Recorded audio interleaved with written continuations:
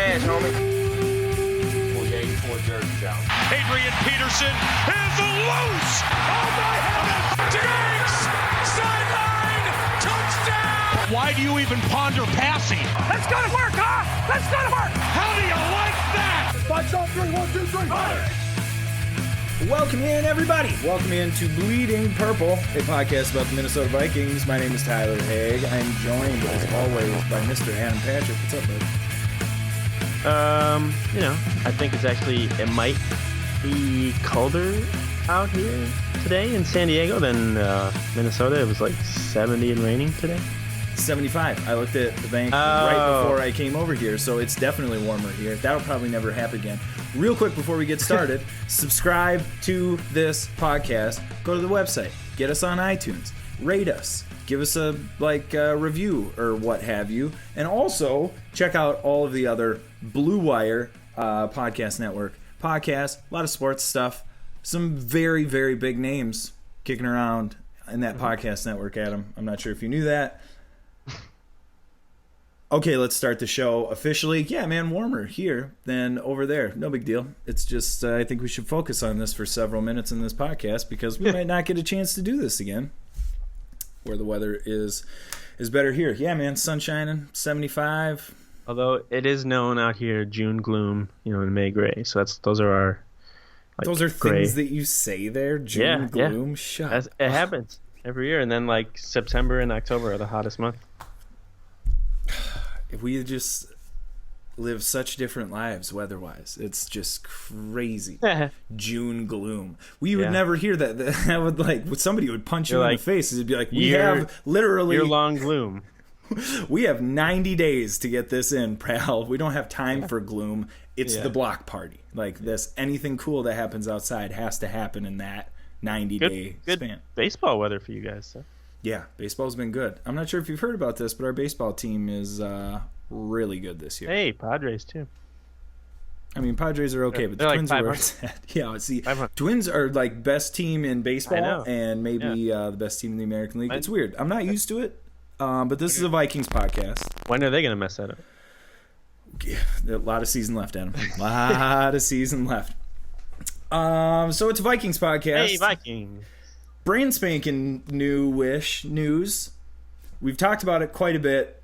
We've talked about him a lot. Kyle Rudolph is going to be a member of the Vikings for probably 2 more seasons at least. Yeah. Other years going on in the contract. Basically what we're looking at here, correct me if I'm wrong now, brings the cap number down this season, makes everything more practical. He gets a bump in guaranteed money, a bump in raise, actual pay over the next several seasons. But the cap hit goes up after this year. And correct me if I'm wrong, but it's $8-9 million going forward after that. Yeah. So they alleviate a problem with the cap stuff right now this year. But this discussion, long from over. We're going to talk about Kyle Rudolph and whether he's worth $8-9 million in the next coming off seasons as well. Where do you stand with this deal? A lot of people are saying it's too long. A lot of people, where do you stand on it? What is your take on the whole? It's not too long because they can probably, if they really need to, they can get out of it after this season. Mm-hmm. I think they'll incur $5 million in dead money if they have to get rid of him. So I don't think it's a possibility that they will get rid of him after this season, unless something drastic happens. Irv Smith is amazing.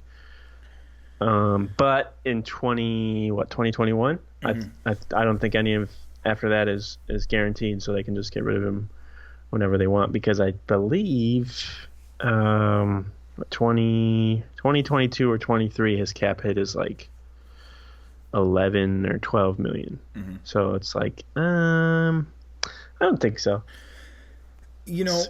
Because he's good tight end, but he's not Travis Kelce. He's not Rob Gronkowski. Mm-hmm. He's solid. He's a good locker room guy, good off the field guy. Yes. He knows what to do out on the field. He doesn't do it better than everybody at his position. He's not that great of a blocker. He doesn't get yards after the catch. he catches the ball. He stays healthy. He knows where he has to be out on the field. Yes. He lets Laquan Treadwell know when he's in the wrong spot. Maybe the most important job he has. But yeah, the most important thing about this deal is that they cleared enough cap space where they don't probably have to release anyone or trade anyone for the rest of the offseason. They're good to go. They have enough money to sign their practice squad. They have enough money if they have to get like a new kicker or something like that. Someone goes down with an injury. Long snapper, all the important pieces. Yeah. So they're good. Yeah, man.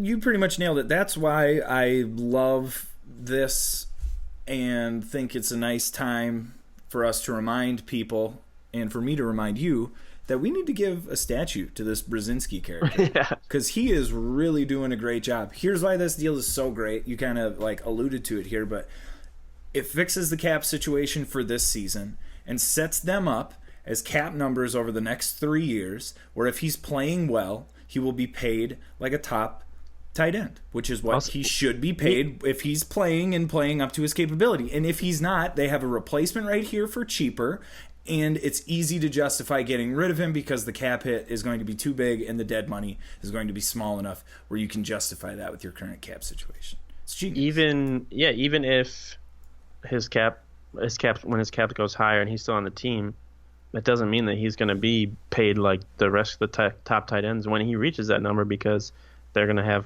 probably more money by then, and the cap is going to go up. That's what I was just going to say. By the time it goes over $10 million, the cap is going to be up, and it's not even going to matter anymore. It's going to feel like $7 million. It's going to be up. It's going to be up like 20 or 30 million by the time it reaches that much. Because that's the thing with like people like to rag on the Vikings for having all these extensions, and they're like, it's going to catch up to him eventually. It's going to catch up to him. It's going to catch up to him. And I'm like, but the cap goes up every year, so it's not. And these contracts are going to look better. Yes, because that's why. Is because when you now, look at them on the first day, you think in 5 years that number is going to feel like too much money. And it won't. Danielle Hunter's going to get $16 million in 2023. And the cap is going to go up, and he's going to be middle of the road when that happens. This is what makes their salary cap guru and their salary cap moves so impressive, is that they never get put out. They're never in a position where they're wildly overpaying without some type of out. If they're wildly overpaying for somebody, then the cap hit and the dead money is going to be nothing, and they'll get rid of him, or cut him or do what they have to do. But yeah, it winds up, it seems like all these guys, the Danielle Hunters and the Stephon Diggs and all of these extensions, line up so that they're either going to be worth the money that they're going to get paid, or they're going to be able to be released without much of a cap hit and cap repercussion after that, which is exactly where you want to be when you're signing these contracts, Adam. Statue for Brzezinski. I think they know what they're doing. Contrary to, everyone who wants to fire Rick Spielman if they don't do well this year. It's so easy to look at these moves and be like, there's no way this is all going to work. I thought the same thing. When Kirk Cousins signed, I was like, well, cool, but there's no way they're going to be able to just do what they want to do. There's going to have to be something that's not going to work. And they haven't. There is nothing that haven't. We're like, it's going to be fine. They know what they're doing. They're going to, rig it. Yeah. This is the first time I've ever, felt this much confidence in any arm of this franchise ever. Seriously. The financial aspect? Yes, man. I'm totally, every contract they sign, I'm like, sounds great. Whoever they need to re-sign, you're like, oh, they can do it. Yeah. Like even Trey Waynes next year, you're like, if they want him, they can figure out a way to get him. Not a problem. Yeah, I'm not worried about it at all. I read about the Kyle Rudolph signing, and I was like, oh, no, it'll be fine. Yeah. Because initially I was like, no! And then I thought for a second, I was like, no, it's going to be cool. Yeah, it's $36 million. I was like, I'm sure they're going to be able to cut him after next year, the year after that, and I'm sure if they can't cut him next year, the cap hit is going to, or not cap hit, but dead money is going to be so low, it's not going to matter. It was curious to me because, this whole thing of they've been negotiating for a while and they just haven't agreed to terms, and then everyone's like, that's probably because he wants more guaranteed money, and then it comes out and he gets $9 million guaranteed, and I'm like, that was holding this up. Yeah. that was what we were all waiting for. Was that $9 million? But yeah. The only thing that worries me about that arm of the Vikings, the financial, the contracts, et cetera, is that I can see a couple of different moves where maybe they're not all the way football moves.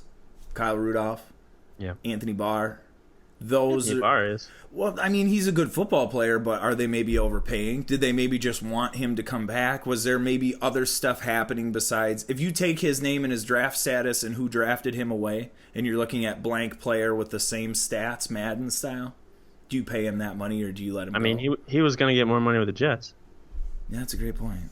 So obviously the Vikings aren't the only one that think he's worth that amount of money. Yeah. That was just going to be his price tag just because of his age and abilities, and I think he might even actually be more. The Vikings weren't, they were willing to pay that much money just because he's been in that defense for so long, and he's able to just do things on the fly without even giving it a second thought. No, and that's a great point, and you're right, because that feels weirder because of the weird circumstance. Not like they were overpaying or whatever. Because you're right, they did have the number, they left the number, he went someplace else, came back and took the number that they had not changed. Well, maybe. It's I don't really want to go to New York. Oh, yeah. Can't blame you, guy. Okay, enough about extensions. Let's talk a little bit about older Vikings. I don't know why I was saying that, but I did. Steve Jordan, going into the Ring of Honor. How do you feel Speaking of tight ends. Speaking of tight ends. I don't think I'm too young to say that I've ever watched him play. Yep. So I'm not going to sit here and lie and be like, oh, he was amazing. But looking at his stats and everything, yeah, he was a great player. I think he made five or six Pro Bowls. He was a 7th round pick, so to do what he did, being a 7th round pick, I think is pretty impressive. I think he's still among tight ends. I think he still is the all-time receiving yards leader for the Vikings. So he's still got some records up there. He was the record holder before Kyle Rudolph came along and broke all those. But yeah, I think he's deserving for what he was able to do when he was on the field, and he played for a while. It was just in that dead zone when they didn't have a lot of postseason success. Late 80s, early 90s. He was like their go-to offensive weapon. I feel like probably. I don't remember anyone else from that era being spoken about probably as much as him. I'm sure there's other players, but I can't think of right now. But and he's got a good bloodline. His son's the defensive end for the Saints, who's doing pretty well for himself. I was just gonna say, maybe the most important thing to talk about here is how good his kid is at playing football, and how awesome it would be if he could play for the Vikings instead of the team he currently plays for. Yeah, I think I guess Cameron Jordan would be from Minneapolis, wouldn't he? Or Minnesota or whatever, because he was born when his dad was playing. So maybe one day, when to end his career, he'll have sign a year. One-day contract. Since the Saints and Vikings like to just trade jerseys with each other. It's true. That happens. We've seen it before. Moving on to our favorite part on this podcast of the Vikings, the special teams. 4 punters working out at minicamp. How do you feel about that many punters? I think 4 might be a little bit overkill. Do we really need 4 different guys? Can't you kind of figure out who's who? I don't know. I'm not. It's minicamp. You're just bringing in guys to see what they can do. But I think it's a good indication of how they feel about Matt Weil and how they're not super 100%. Yeah, they're not 100% set on him being the punter this year. Was Sebastian Janikowski one of the guys they brought in? One of the punters? Yeah. No, because he's a kicker. So. Well, have you ever seen him punt? You obviously don't watch very many Sebastian Janikowski videos. No, can't say that I have. Well, he's punted before, Adam. I got the names here. Austin Rakow. I think he was in the now defunct AAF. Drew Kaiser used to be with the Chargers. Justin Vogel, who I think he was the Packers punter last year. And then Shane Tripaka. Say that again? Yep. Yeah, so two guys who've punted in actual games, and then 2 other non-experienced guys. So they're just seeing what's out there. They didn't sign any of them, but I think it's a good move. especially with a new special teams guy being in there. He just, he wants to have as many options as possible because Matt Weil was there before he got there. So yes, he was. He wants to make sure that the right guy is there and the punter doesn't end up being the big problem for the Vikings this year. If they got everything else figured out, and then all of a sudden the punter becomes their big problem. Yeah, dude, that would frustrate me a lot. Because he's a holder too. So. Just brings me back to the why did we get rid of the guy we got rid of when we got rid of him last year? He didn't deserve that. He was so good you can't remember his name. I am trying to look up Sebastian Janikowski's stats, so I'm like distracted Ryan right Quigley. now. Yeah, Quigley. Of course I know Quigley. I've said it a lot. I'm looking to see if Janikowski's punted.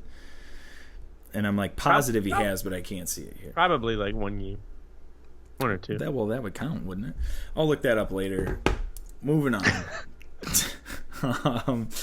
So, Mr. Beebe, by the way, we're going to talk to Sam Ekstrom from Zone Coverage. We discussed a little bit wide receivers. Beebe comes up a little bit. He's been getting a lot of love, Mr. Chad Beebe, in this early stuff, playing well. Do you think this is because he's playing really well or because they just don't really have a lot of guys that are able to play right now? I mean, I like Beebe. We've talked about Chad Beebe and how much we like him. Do you think that he is like a player this season? Do you think he's going to make the roster? I mean, I think he will, but is he number 3? Could he possibly be wide receiver 3, or do you think we're hearing this because there's nobody else to take that spot? No, I think it's possible. It's definitely possible. I think the Vikings would look very silly if they were talking about someone this much and then he doesn't end up on the roster. And they wind up cutting him. Yeah, fair point. But I think it's a mixture of both of people being hurt. I think Jordan Taylor missed minicamp. I think Zylstra sat out a couple of practices. So he's been getting those opportunities, but he's also been making the most of them. And Gary Kubiak's been raving about him, and Mike Zimmer's been raving about him. And there's video evidence of him out there, juking and jiving Harrison Smith out of his shoes. I saw that. So, he's got the the skills. He gets open, and that's the most important thing you can have as a receiver. It doesn't really matter what your 40 time is. If you're quick and you can get open, then you're gonna get a lot more opportunities than somebody like Troy Williamson, who can win in a sprint match. But no, I think he's got a great opportunity. He's just got to stay healthy, and he can also be the punt returner. So he has those skills too. So he's got a good opportunity to make the team. He's getting great reviews. He's just got to stay healthy. Yeah. And he seems, we've talked about that's his whole career. He's super dynamic. He's amazing when he's got the ball in his hands. He's a weapon, but that's why he was available when he was available. That was why he wasn't on the field in Northern Illinois. It was all because he can't stay healthy. He gets beat up. He needs to stay healthy, and then he can be a viable option. Sebastian Janikowski, 1 punt for 33 yards. 17 seasons, 1 punt, 33 yards. What year? It was early on, 2010. One 33-yard punt. So that's exciting. But I was not wrong because he could punt as well. And maybe that's the second part of his career, Adam, is he can come here and be our punter. Nah, he was probably pissed he had to do that. I bet he was. Okay, BB getting some love. Another player getting a lot of love. Dalvin Cook. Mike Zimmer thinks he looks, quote, really, really good. And that's where we're at. Quoting Zimmer. Dalvin Cook is impressive when he's healthy. He wasn't healthy at this time last season, correct? He was starting to run and stuff, but he wasn't doing his thing. Covering. Yeah. I think he practiced a little bit. I think he did. I think you're right. Some stuff in minicamp. I think you're right. But yeah, like BB, he's got to stay healthy. He can look as good as he wants in practice and minicamp and whatnot. But if he's not healthy, then none of this matters. 100%. And Dalvin Cook he's got a very high ceiling and great potential, especially in this offense, which gears behind, it's built geared behind someone who just makes one cut and just goes up the field. He's a perfect fit for this offense. Chuck Foreman, former Vikings running back, actually called this group of Vikings running backs like the best they've ever had, which I thought was kind of interesting because of all the talented running backs they've had. Famers that have been on the team. Adrian Peterson, Robert Smith. So that was interesting. I mean, it's the off season, so people are going to say that stuff. Mm-hmm. But for someone like him, who's he should be in the Hall of Fame, but his career got cut short. But for someone like him to say that, I think it means a lot. So he sees the potential in Dalvin Cook and somebody like Alexander Mattison, Amir Abdullah, and Mike Boone. Maybe not so much Rock Thomas, because I don't know if he's going to be here. We'll see.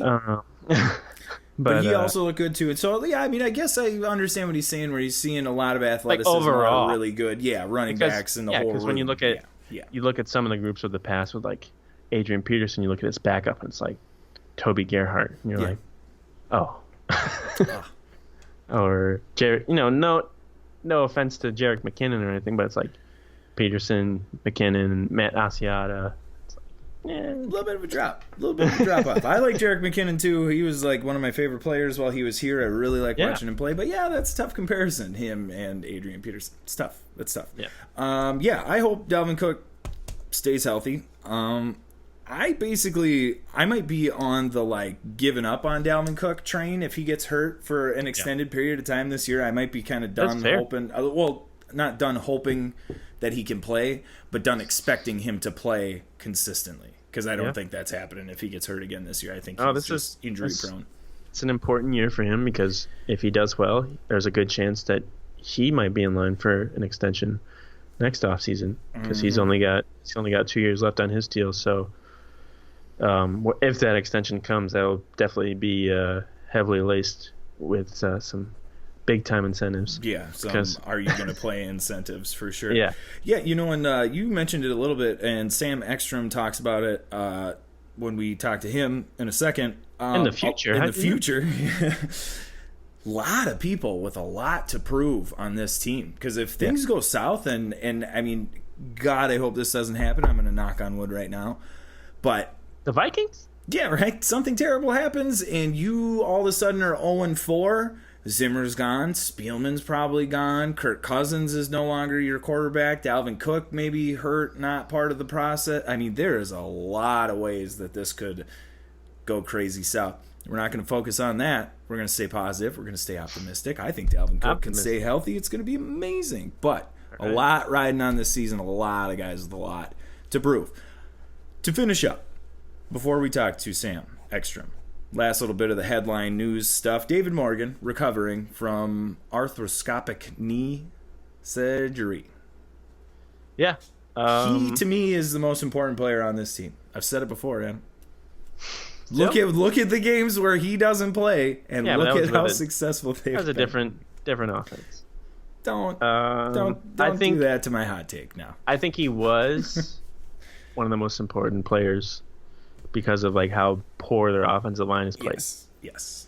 If it's like that again, then he's going to be super important. Yes. If they use him as an additional offensive line, and their offensive line is that bad again, he's going to be crazy important for this team.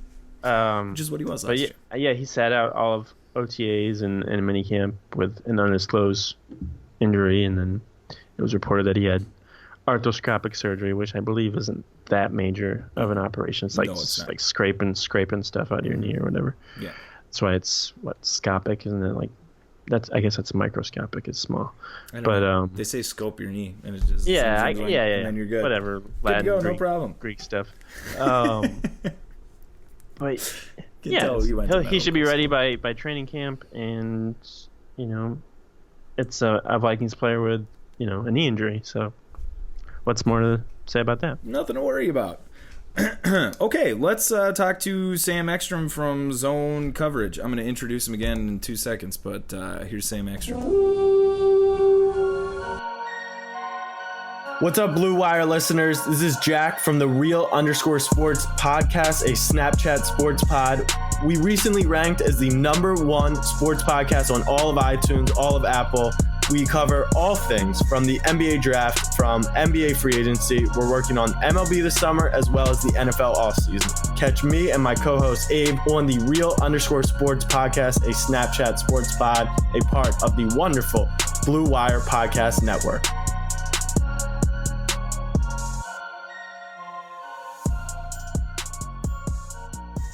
We are joined now by Sam Ekstrom, covers the Vikings for Zone Coverage. Thank you so much, first of all, for joining us. We greatly appreciate you being here to talk a little bit about the Vikings, so thank you. It is a pleasure. My podcast debut on this podcast, so let's make it fun, guys. It is. I'm very excited. It will be fun. First question I have for you, kind of weird, but we're going to go kind of hippie we're going to go vibe.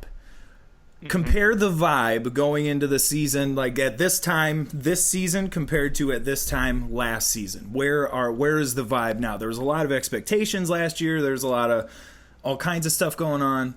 How do you compare that to what they're looking at right now and how people seem to feel about it? I think, as we know, the Vikings don't typically perform well with expectations. So I think people should be more encouraged about the vibe this year, which is a lot more, I would say, humble, grounded, self-aware, maybe a little chip on the shoulder type of year where the Vikings have seemed to thrive under Mike Zimmer. Last year, there was so much talk about the cliched unfinished business, missing piece, Kirk Cousins, Sheldon Richardson there to bolster the defense. It was on. It was a Super Bowl contender. And now you've got Kirk Cousins kind of coming back to the podium with the tail between his legs saying, guys, I'm just a 500 quarterback, and I want to change that. I haven't been sleeping well at night. A lot of that going around the facility. I think for whatever reason, Mike Zimmer gets this team playing its best when its back is up against the wall. So in kind of a prove-it year for a lot of people, you've got Mike Zimmer, with the 2 years left in his contract. Usually they don't let him go into that final year, without a new one. So it could be a prove-it year for him. Kirk Cousins with 1 year left on his deal. Will he get an extension with a good performance? Will they draft a rookie if he struggles again? So there's a lot riding on this season. And I'd say things are tampered a bit, probably a little bit more realistic expectation-wise this season. That's good. I think even before Zimmer, whenever the Vikings have low expectations, they seem to do better. Like you think of 98 and even 2009. I don't think expectations were sky high for 2009, but they obviously exceeded those. But aside from the top guys on the Vikings, which players do you think have been the most impressive during, their OTA practices and minicamp this year? Yeah, you bet. I mean, it's easiest to evaluate offensive players, kind of the fantasy players, wide receiver, running back, tight end, because it's hard to evaluate tackling. No one's hitting anyone. It's hard to evaluate offensive line play because the defensive players can't actually get sacks. They can get, close, but again, it's just a little harder. So the guys that have stood out on the offensive side, Davion Davis, I think he's been the best UDFA of their 10-man class so far, made some highlight reel catches in the final OTA practice that we saw, went out on a very high note. The wide receiver 3 battle has been interesting because injuries have played a role. I think week 1 of OTAs, I would have said Chat Beebe. Then Jordan Taylor kind of took the lead there for a couple weeks. Brandon Zylstra looked really good. Jeff Badette was in the mix, and then Badette got hurt. Taylor got hurt. Zylstra got hurt, and Beebe was sort of the only one left. He got high praise from Gary Kubiak in the final day of minicamp. So I think that race is still up in the air. I'd say Taylor maybe a slight favorite, as good as he looked when I saw him out there. Chad Beebe, though, very close behind. On the offensive line, I think you've certainly seen quite a bit from Garrett Bradbury to be essentially named the starting center. And, for a rookie first-round pick, sometimes it's not always given to them right away when you're kind of a late first-rounder like that. But the Vikings have absolutely kind of made it known he is the guy, and I think he's held his own for the most part. There is a little bit of confusion offensively because of the new system. But that being said, on offense, I like some of those young receivers, and I like Bradbury from what I've seen. On the defensive side, guys, I'll give you a couple names. Number 1, Marcus Epps. Didn't know a lot about this kid coming out of Wyoming in the 6th round. A lot of people thought he wasn't even the best safety on his team, but he got mentioned by name by Mike Zimmer in the second or third week of OTAs, played a little bit of first-team reps in the red zone, had an interception during minicamp, and he has looked really good. Chris Boyd, the corner out of Texas, looked really good as well, had 2 picks in a minicamp practice. So I think the rookie class, the 12-man rookie class, looking pretty solid, and reason to believe that Mike Zimmer can work his magic again with some of those young DBs. You had mentioned a little bit about the some of the wide receivers, the wide receiver 3 battle. I'm just going to come right out and ask you, is Laquan Treadwell going to be on the roster in 2019? I don't think it's necessarily a guarantee at this point. Yeah. But I would say 60% yes. I just think that the way it's going to work out, they're going to find room for him, give him one last chance. You know, we were at this stage, 3 years ago with Cordero Patterson, right? I mean, he was coming off 2 miserable years, year 2 and year 3. And then he actually kind of figured it out in year 4, then went on, got the Raiders contract, that won a Super Bowl with the Patriots, and he's actually gone on to do some good things. But then again, he had more athletic gifts than Treadwell had. Treadwell isn't running with the ones. I mean, even with the injuries that they've had at wide receiver in this offseason, they still haven't played him with the ones very much. He's been catching passes from Sean Mannion, Kyle Sloter, playing with that second team. So it seems like they have elevated Beebe, Zylstra, Taylor automatically above him on the depth chart. So he's got plenty to prove. But again, it's a huge admittance of failure if you cut a first-round pick. So if they think he can even offer them, 30 catches and 300 yards, 3 touchdowns, that might be enough to earn him that roster spot. And again, you got to see what you get from Dylan Mitchell. I think he's looked pretty good. Olabisi Johnson, the other wide receiver draft pick, has not looked good in my estimation. He's been slower than I expected, a lot of drop balls. Haven't loved Alexander Holland, the other UDFA. So I think there's room at wide receiver for him to earn a spot. I don't think the rookies are tearing it up necessarily, besides maybe Davion Davis. But it's a 60-40 proposition, I'd say, at this point. I think that's a good chance for him, actually. That's actually, maybe good news for him. At this point in the offseason, I know we're not in training camp or preseason games or anything yet, and aside from Treadwell, gun to your head, if you had to pick, a veteran Vikings player who could possibly be a surprise cut this year, who do you think could be that guy? Yeah, legitimate question. And it seems like we've kind of gone through basically the entire list in one off season. And there's been about a 1 week period where all of them were going to be gone, right? There was that time where, are they going to, renegotiate with Griffin? They've got this date, this hard date where they need to figure it out, or the money comes off the books, and they figured it out. Everyone had kind of said goodbye to Griffin, and then he came back. Kyle Rudolph, he was going to get traded. Nope, they extended him. They were going to trade Xavier Rhodes and Trey Waynes on draft night. Never happened. So, and now that they've renegotiated with Rudolph and they've got the salary situation figured out, it's not really a necessity anymore to make that cut. And in a lot of those guys' cases, the money is guaranteed. I don't see any real signs of a veteran cut at this point, at least among the notable players. And when you look at the dead money, if there was dead money to save or cap space to save, I think they would have already made that move, right? So the fact that they've kind of renegotiated with the players they had to renegotiate with, I honestly don't know who I would say, because you can't cut Riley Reif yet. I think that's next year. Yeah. Griffin's kind of locked in for this year. I think Rhodes that would be maybe the one option, but I don't see that happening at all, especially with Holton Hill being suspended for 4 games. So I don't know if I have a good name for you guys. I think that we've kind of gone through the process with the 4 or 5 conceivable veterans. Dakota Dozier, how about that? There's a veteran they brought in, Brett Jones.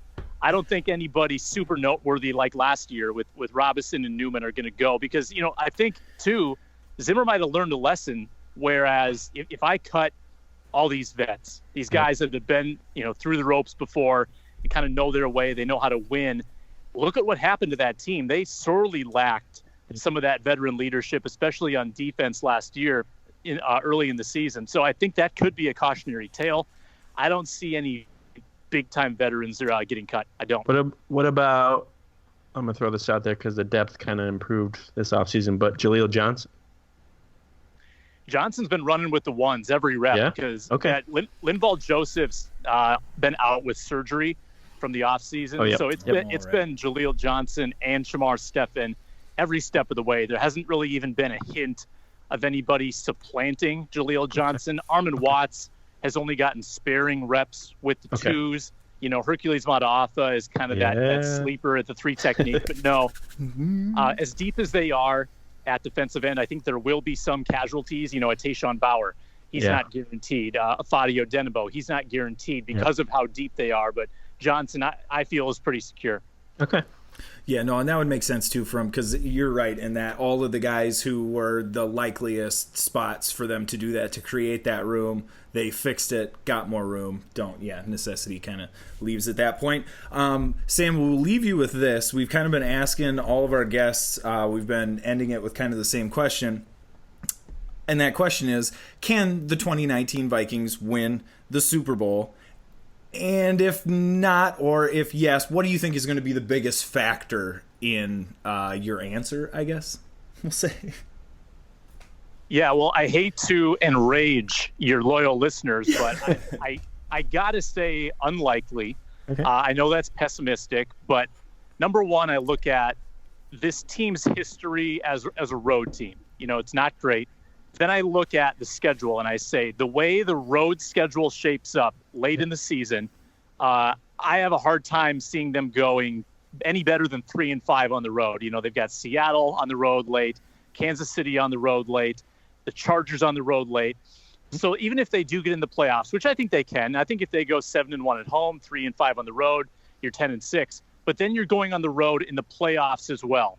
Pressure-packed environments in the cold, where Kirk Cousins doesn't play well in either of those situations, whether it's pressure-packed or cold or rainy or whatever. So we're going to need to see evidence this year to suggest that he can overcome some of those jitters in big games in tough environments to play. And he'll be tested. Don't get me wrong. I just threw out some of those late season opportunities the Vikings will have to make a point and prove their point. They failed in almost all of those situations last year. Mm-hmm. So they're going to have to step up in a big way and steal some games. To be a viable Super Bowl contender, they're going to have to beat a Seattle on the road, maybe knock off a Kansas City. And, of course, they can't have any slip-ups against a Buffalo like they did last season. So the way it shapes up, I don't know if the stars are going to align. I'm banking on next year, guys. It's every 11 years, right? 76, the last Super Bowl appearance. Yes. 87, that miracle team that got to the NFC title game. 98, 2009. It's every 11 years. So and it's in Miami next year. Yeah, there you go. The stars are aligning. The stars are aligning. That's honestly, that is the most realistic, honest answer that we have gotten for that, because most of the time the easy answer is I'm sure they can if some things work out and like injuries don't get them. But that's like that, Sam, that was a real honest, like, it's going to be tough. Sounds like someone who covers Minnesota sports. Exactly. Yeah. I hate to dampen the enthusiasm and kind of rain on the parade, but that's just the way I see it. And again, and I've been wrong on this. 2 seasons ago when they went 13-3, I was calling 7-9. Like, I watched that preseason, as we all did. The offensive line was a mess. Oh yeah. And it turned out to be great. And look at this too.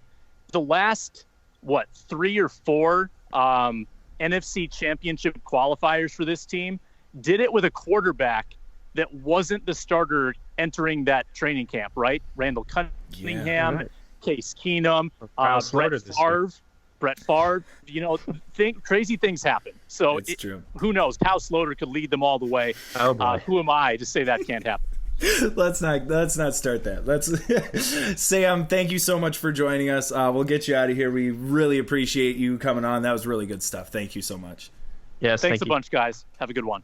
Yeah, you too. And we're back. Sam Ekstrom. That was good stuff. I really like the zone coverage guys. I think they're really good. Oh yeah, they know a lot, and they're good at what they do. Go check those guys out. Zonecoverage.com. Sam Ekstrom, Luke Spinman.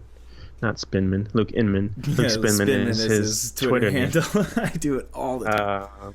And I believe Arif Hassan does some stuff over there. I don't think he writes for them anymore, but because he's with The Athletic. But I think he does a podcast for them still. I think you are correct. I think he's part of part of the machine over there. And it's good to, he has a realistic view of the Vikings' chances in 2019. I love that he said that too, because it's so easy to be like, yeah, they could totally win it. But to give like an honest answer like that, I thought that was really good. It's fair. Okay, so let's discuss our big topic of the week. The big topic: factors that may prevent the Vikings from winning the Super Bowl in 2019. Of course, that was the last thing that we asked these guests. It was the last thing we just asked Sam.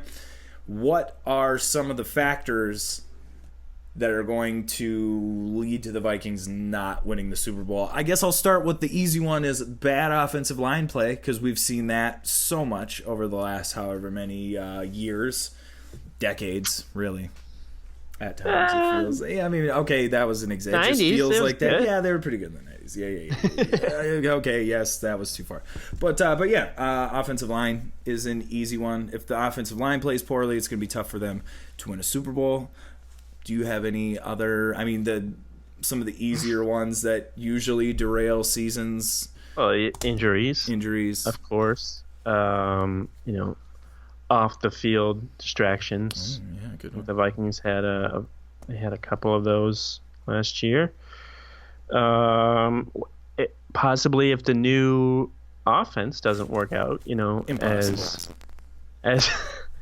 much as people are, as Mike Zimmer's raving about it and stuff, there's a chance that it might not work out, and that's not going to be good if it doesn't. They definitely aren't going to win the Super Bowl if it doesn't. It'll be interesting. It'll be interesting to see how patient Mike Zimmer can be with this offense. If he's giving a little more leeway because Gary Kubiak is working with this system rather than someone like DiFilippo who's doesn't have that, track record and experience behind him. So yeah. Do you think maybe that's a factor? Is Zimmer meddling, Zimmer getting too involved, Zimmer not being patient enough? Do you think that he could be part of the reason they do not win the Super Bowl this season?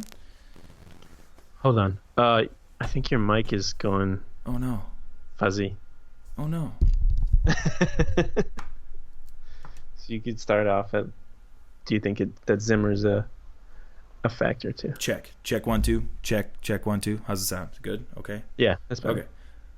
Do you think Mike Zimmer can be a factor in them not? Do you think he could meddle? Do you think he could not be patient enough? Do you think that he could be part of the reason they don't win the Super Bowl? Oh, certainly, because in the past when things have seemed to go in the wrong direction, he's not been one to be quiet about it. He's true. He's gonna throw if anyone's gonna throw people under the bus, it's gonna be him. I think he's gotten better with that over the years, because when he first came to the team, he was like, "Oh, Anthony Barr, he's coasting. The offensive line sucks." Yeah. And everyone's like, "Mike, Coach, you can't do that. you can't do that. Be nicer to guys. If you're gonna do that, keep it inside. Don't go to the public." But then again, last year when the offense wasn't going well, he didn't have any trouble going to the podium and being like, "We need to run the ball more." I've made it's clear we need to run the ball more. Like he said that for many weeks straight. You did until DiFilippo was eventually let go. So, Zimmer is a big part of how they can be successful and win the Super Bowl. But he has his qualities too, where he can get in the way of that as well. Definitely. So I think he could definitely be a factor. Totally. You nailed it. I think it's hard for us to look at him as a factor in them not winning, because he is such an important part of why they do win when they are winning. But I think you nailed it. I think he could totally be an issue. And if he's not patient enough, this season it would behoove him to be patient, because he's not going to have a job if they don't win games and whatever. And maybe that'll be the reason. Maybe he's, they go 0-4 and he decides he's got to save his own neck or whatever. But yeah, I think I think you're right. I think he definitely could be a factor. Is there anything, injuries? Oh, God, the elephant in the room. Kirk Cousins, yo. Yeah. Is there, oh God, how do we even frame a question around, of course he could be a factor in them losing. Is there any world where he is, where if they don't win the Super Bowl, he's not a factor? I mean, he has to be, right? He's a quarterback. He touches the ball if every he's play. hurt, if he gets hurt. Oh, great point. Yeah, great point. And he's not in there, then yeah. Yeah. Yes. But, maybe this system is the one he's familiar with, the Shanahan, Kubiak, offensive system, Stefanski, too. Don't want to forget about him. God, you beat me to it. But he's more familiar with it, and he's been successful with it in the past. So maybe this is, finally the right system. I don't know why the Vikings went out and paid so much money for a quarterback last year, and then they got the offense first, but then didn't, tailor an offense around Kirk Cousins' skills. We've talked about this millions of times. We sure have. But this offense is pretty fits Kirk Cousins' skill set pretty well, like play action and running the ball well and things like that, and making the completions for the quarterback as easy as possible. Like not making him think as much, which I think is when he gets in the most trouble, is when he has to go through his progressions and he looks all flustered and he gets sacked and then he fumbles the ball, throws the ball behind him for no reason. Yeah, so maybe this is the offense where he finally it all comes together and he can be that quarterback where he can put the Vikings offense on his back and just lead them to wins almost by himself, just that a quarterback that the Vikings were hoping he could be. Maybe he can develop into that, because he's only 30. Yeah, so, he's not very old, and that I think you're right in that. Part of the problem with the way that Kirk Cousins was utilized last season was they kind of assumed that they could just pick whatever offense they wanted and then put him in that and it would be fine. And that's not what kind of quarterback he is. He has to have the offense that fits him. And then I think you're right. I think there is still a possibility that he could be the kind of guy that could lead you to wins, but you can't put him in any offense and have that kind of quarterback. And he had 30 touchdowns last year still in the offense that didn't fit him. So in an offense that didn't fit him and with an offensive line that was a sieve all season. Yeah. He still did pretty well. He did. I would agree with that. What are some other factors? I mean, coaching, injuries, off the field stuff, Kirk Cousins. I mean, we've seen that Mike Zimmer's teams aren't that successful if they don't have a good running game. That's true. That's been proven many times in the past, that his philosophy, having the defense dictate I feel like the pace of play. He likes to have the defense in control, and then control the clock with the run game. For sure, that's the recipe. That's the Mike Zimmer recipe for wins: is get up early and then let your defense do its thing. As much as people are it's old school thinking or whatever, it's worked in the past. If the running game is working, then his system, his philosophy works. Mm-hmm. But if it's not working, then it doesn't work. Exactly. So, well, it's a possession thing. You want to have the lead and the ball, and it's easy to do that when you're running the ball and you have the lead. But it's not easy to do when you don't have the lead and you can't afford to run the ball because you have. And he's also been one to jump out in front of reporters have asked him questions we know you want to run the ball more next year, and he's been I want to have a balanced offense. So he's been to correct people that I don't want to run 90% of the time. He wants a balanced offense, and that's not what the Vikings had last year. It wasn't. Passes 70% of the time. Yes, and that's definitely not. If there's going to be more passing or running plays than the other, then he's obviously going to want. He'd rather have that be run plays. Well, it's the 30, 35, 40, those rules are still going to play. If Kirk Cousins throws the ball 40 times in a game, you're probably not going to win. Yeah. That. Those rules are still going to apply this season. But, the difference is going to be, can you control the ball? Do you have the lead? Are you able to whatever? And I think, and Zimmer makes it. But you can't blame Mike. You can't blame Zimmer because his philosophy is built around defense. If you're passing the ball all three downs and 20 seconds comes off the clock, your defense and you go 3 and out, then your defense has to go right on the back on the field, and they get like 2 seconds to catch their breath. I feel like this is a common misconception because think about how many amazing offenses, high-powered offenses that we have watched, and but God, if that defense was just better.